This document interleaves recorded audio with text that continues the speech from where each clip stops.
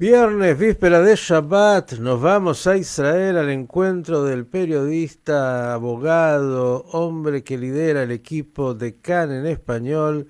Me refiero a Jonathan Meta. Johnny, buenas tardes para ti, ¿cómo estás? Buenas tardes para vos, Miki, ¿cómo estás? Bien, Buenos días en realidad. acá, claro, aunque ya se siente tarde, viste que los viernes uno llega, usted lo sabe bien, ya con la lengua afuera diciendo que llegue pronto Shabbat. Querido Johnny, ha pasado toda una semana, ¿qué semana? Donde gran parte de lo que acontece en Israel, bueno, esta vez aconteció un poco más lejos en términos de Washington y todo lo que hemos visto, lo que hemos seguido, las declaraciones y las expectativas, pero todavía es eso, expectativas, más allá de que muchas cosas sí están pasando. Incluso le cuento a usted que ya debe saber, pero la audiencia no sé si lo sabe. Me contaba un amigo muy cercano, periodista con el cual siempre estamos en contacto, que hoy en Israel, en el Parlamento abiertamente, en una comisión de seguridad, hay referentes de Siria y de Arabia Saudita que están ahí. Digo, cómo está cambiando velozmente el Medio Oriente, por lo menos en la geopolítica. Después la realidad más chiquita, esa es más complicada. Bien, dicho todo esto, yo le paso la pelota. Usted vaya por donde quiera, mire que el que sabe es usted. No, voy a empezar igual con un comentario chiquito sobre lo que dijiste, es muy interesante, es verdad. Lo que hay es periodistas, entre paréntesis, un periodista de Arabia Saudita y otro de Siria que estuvieron en la Knesset, estuvieron hablando. Ujú. La verdad fue muy interesante lo que dijeron, pero si querés ir al bottom line, como se diría, ¿no? Y en hebreo a la Yurat Tajtoná, dejaron en claro dos cosas. Si Israel quiere avanzar, y con esto si querés empezamos con el resto, si Israel quiere avanzar con cualquier tipo de acuerdo de cambios regionales profundos, o sea, normalización o acuerdos de seguridad con Arabia Saudita, con Siria, necesita hacer dos cosas. Una de ellas es terminar la guerra en Gaza y la otra es, evidentemente, por lo menos declarar públicamente, esto es lo que piden, que están a favor de la solución de dos estados, algo que este gobierno, bueno, a ver, el Estado de Israel está a favor de la solución de dos estados todavía, Oslo, aunque es un monstruo, sigue existiendo, pero este gobierno se ha encargado varias veces de mostrar que no. En el medio, la guerra de Gaza sigue, y déjame decirte que tuvimos en esta semana 9 soldados muertos, en una semana, 9, de los cuales son 7 soldados que murieron en combate y dos que, por lo menos desde mi perspectiva, también tenemos que contarlos, que lamentablemente se suicidaron en las bases militares.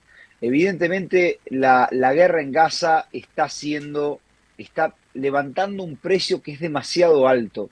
Y yo te quiero comentar, a ver, todos sabemos lo que está sucediendo en estos momentos, ¿no? Las negociaciones se están llevando a cabo. En estos momentos, el gran punto de discusión es que Israel no quiere retirarse de lo que ahora llama la base de la existencia del Estado de Israel, que es un corredor que se llama Corredor Morag. Después, si querés, podemos explicar un poquito por qué Israel insiste en quedarse ahí. Hay un sentido, y es muy peligroso, y creo que tenemos que prestarle atención, pero hoy la base de la discusión está en lo que es ese corredor, que es el corredor de Morag. Ahora, hay una realidad. El A ver, para que no ejército, lo sí, perdamos, perdón. para que no lo perdamos, porque seguro después no nos vamos a acordar, explíquenos a todos los que no sabemos qué es el corredor Morag. Corredor Morag es un corredor que corta la franja de Gaza de este a oeste entre el corredor Filadelfia es la frontera con Egipto, y este corredor, que lo que hace es separar básicamente Han Yunis, que es el centro de la franja de Gaza, de Rafa y aislar por completo a Rafa. ¿Por qué Israel quiere aislar por completo a Rafa? Lo explicó el ministro de Seguridad Katz. Quieren armar allí ciudades humanitarias. Las ciudades humanitarias son ciudades a las que pretende, según lo que dijo Katz, insisto, Israel enviar a los civiles previo inspección del ejército y que no puedan salir de ahí. Estamos hablando de un proyecto que, punto número uno, sale algo así como 20 billones de shekel. Punto número dos, el ejército dijo que no tiene las herramientas para poder hacerlo.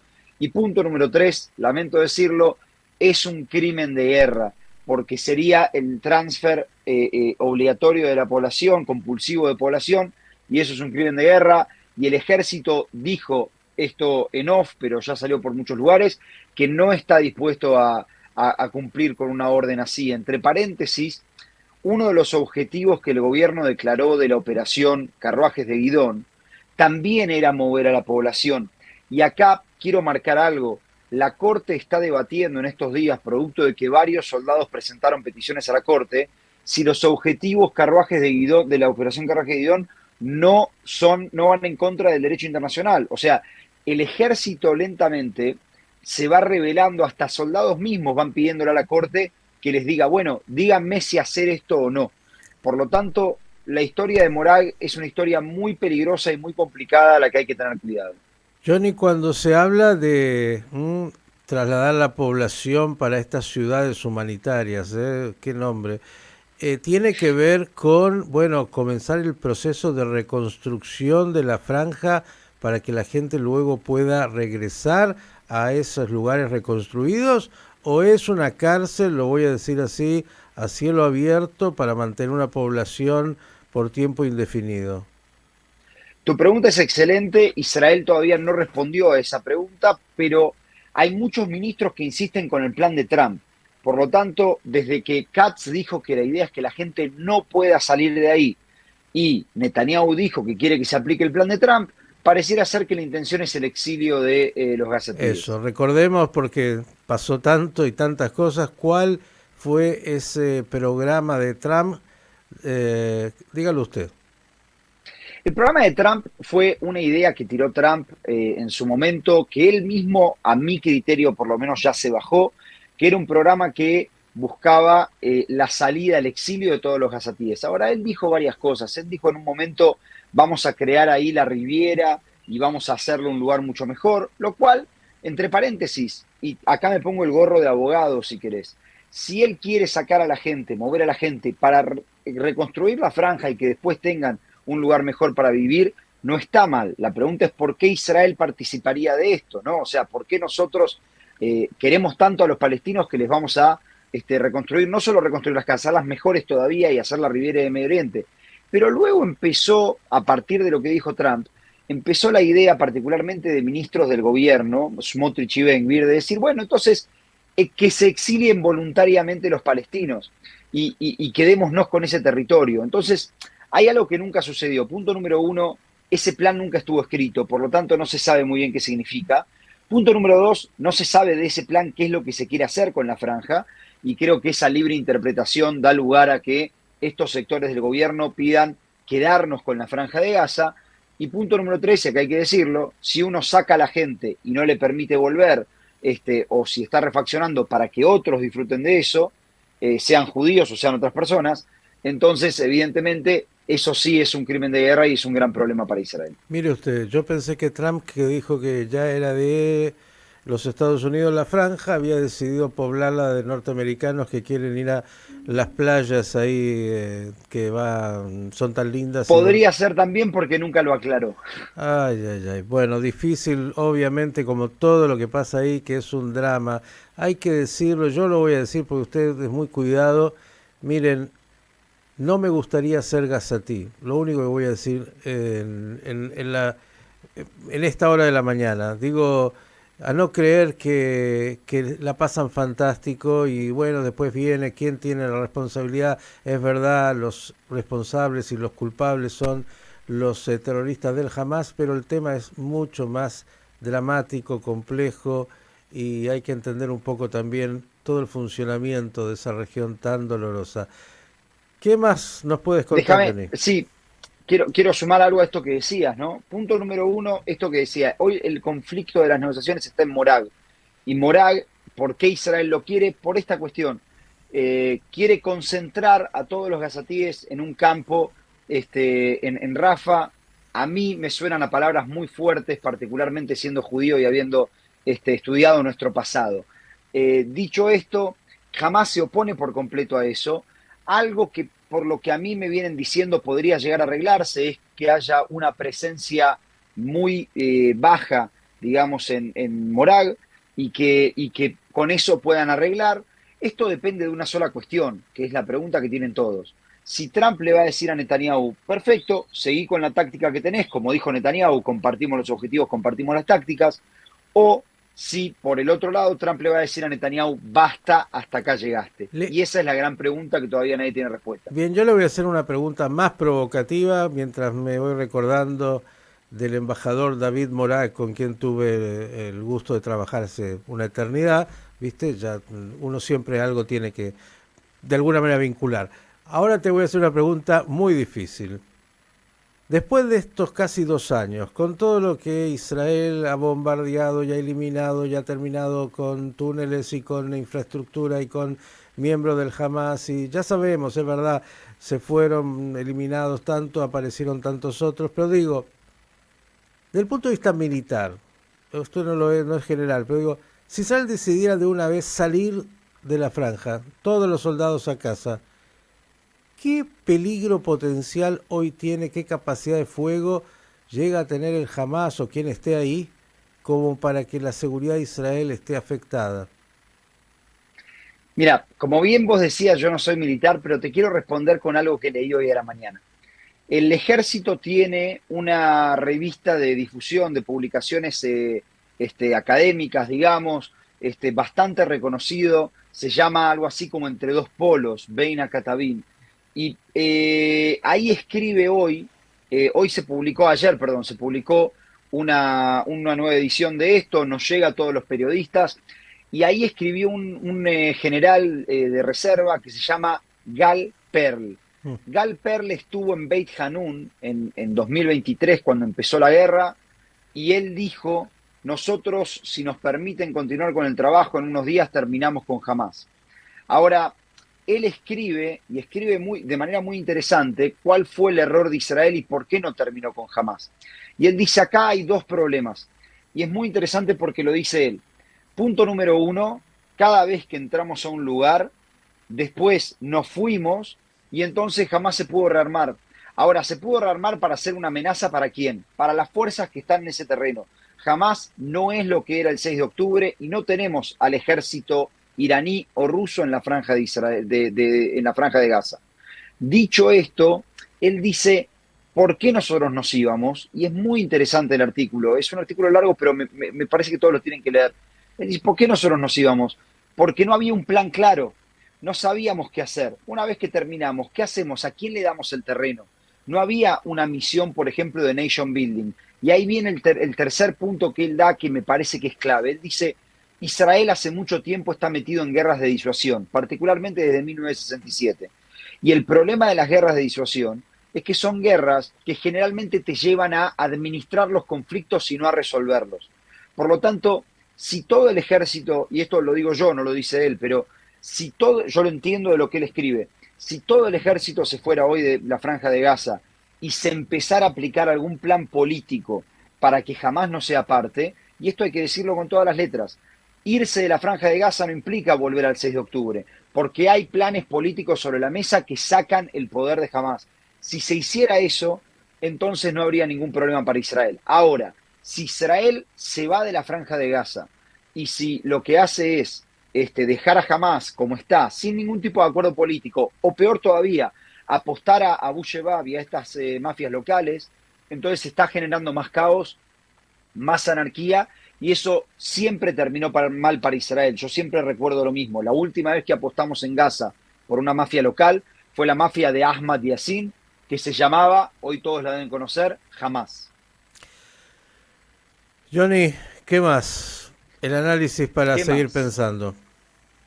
La verdad es que hay bastante más. Es cierto que con Irán hay amenazas de Katz sobre volver a la guerra. Estas amenazas tienen que ver, y es muy interesante, con la discordia que el gobierno no admite públicamente, pero la escuchamos a través de la retórica, que es si es que fueron efectivos o no los ataques americanos sobre territorio iraní. Lo cierto es que ahí es lo mismo. Irán sabemos que tiene los 400 kilos de uranio, capaz que alguna parte se perdió en el medio de los ataques, pero la mayoría de esos kilos los tiene todavía. Por lo tanto, lo que se necesita también es un acuerdo nuclear con Irán. Esto lo dejó muy claro, por ejemplo, Francia. Y obviamente Netanyahu ya está volviendo hacia Israel. Insisto, la pregunta, la que nadie sabe, ¿no? Porque Netanyahu tuvo dos reuniones en Estados Unidos con Trump. Una fue televisada, hubo un ambiente muy amigable, muy ameno, y la otra fue una reunión a puertas cerradas, donde ya el tono cambió, también cambió el tono de Trump en las declaraciones posteriores, también cambió el tono de Netanyahu, entre paréntesis, que tuvo que salir a aclarar que él y Trump piensan lo mismo, ¿no? Y yo digo, si tenés que salir a aclararlo, es porque algo hay. Y evidentemente la gran pregunta que todos tenemos es si Netanyahu vuelve con un mandato de Trump de terminar la guerra o si vuelve con un apoyo de Trump a la política que él está teniendo, que esto es lo que él dice. Si me preguntas a mí, yo creo que cuando Witkoff decida venir hacia Medio Oriente, hacia Qatar o a Israel, es porque evidentemente ya se le terminó el tiempo a Netanyahu y va a tener que terminar la guerra. Parecería que, bueno, se está acelerando el reloj en lo que hace a cerrar un acuerdo de cese al fuego. Ya la información es conocida de cuál sería ese tipo de acuerdo, pero hay muchas interrogantes y estamos solamente apuntando por el momento a la situación de la Franja de Gaza, de los secuestrados y del lugar que tiene Hamás, el exilio de sus líderes y cómo termina esta etapa. Claro, y los otros componentes. Usted decía Irán, que de acuerdo a todos los que analizan, bueno, ha sido muy golpeado, pero no como para que se retire del juego. Hay que ver cómo se logra también, si no es Israel otros, negociar con Irán para llegar a una convivencia lo más, eh, ¿cómo decirlo, no? Tranquila, se puede decir, bueno, una convivencia posible y los otros componentes que se están moviendo que todos tenemos que tener siempre muy presentes. Arabia Saudita, Siria, Líbano, uno que en el último tiempo no sabemos muy bien qué está haciendo, pero que obviamente está trabajando, que es Turquía, y tiene sus intereses ahí, y después están el resto, ¿no? El resto grande, el papá Donald, el chiquitín Putin, que no está muy bien con Donald, y Mr. Xi Jinping, que no habla, pero que algo también tiene para decir en toda esta historia, además de algunos otros. Digo, si hay un lugar en el mundo donde por lo menos se encuentran todos, es ahí. Así que usted, por lo menos tarea periodística va a tener. Exactamente, eso parece que no va a terminar. Solo una cosita más, en el Líbano se está por alcanzar una especie de acuerdo de desarme gradual de Hezbollah. Ujú. ¿Esto por qué lo quiero marcar? Porque digo, a veces los acuerdos políticos sirven. Muchos dicen el lenguaje de Medio Oriente es la fuerza. Sin embargo, en Medio Oriente lo que siempre funcionó, lo que dio estabilidad de larga duración, fueron los acuerdos políticos. Lo vimos con Egipto y con Jordania y lo vemos con Estados Unidos ahora en el Líbano. Bien, lo dijo Trump, lo dijo Netanyahu, la manera en que se negocia ahí es primero la fuerza y después negociar. Fuerza ya ha habido, ahora habrá que ver si hay también capacidad de alguna negociación para llegar a algún grado de convivencia. Nadie habla de amor. Cuénteme, porque amor usted sabe y eso se expresa en la comida, es clásico. Los judíos siempre hablan a través de la comida. ¿Qué es lo que ya pensó que va a comer este Shabbat? Como te comenté antes, tengo un cumpleaños hoy por la noche de la familia de mi mujer, así que hoy descansar, voy a comprar unas botellas de vino y ese será todo mi trabajo, como corresponde en Shabbat. Es decir, hoy confía en la familia de su mujer, cocinan bien. Cocinan bien y generalmente uno se puede llevar algo para el sábado, así que creo que estamos hechos. ¡Apa! Bien, viene bien entonces. Señor, a disfrutar del Shabbat, que sea lo más tranquilo posible, que los muchachos ahí en Yemen también digan, este Shabbat queremos un poco de silencio, así los dejan dormir y bueno, por lo menos eso se da como un respiro para una semana que va a ser, como siempre, caliente la que viene. Muchos temas que se están jugando y que tienen que tener alguna definición. Johnny, abrazo enorme. Shabbat Shalom, buenas noticias y bueno, coma lindo pero con mesura, usted lo sabe, ¿eh? Hay que ser cuidadoso. Esta vez nos vamos a cuidar. Shabbat Shalom, Miki, un saludo para vos y para la audiencia. El doctor Jonathan Meta, dándonos el panorama de noticias de Israel en estas horas.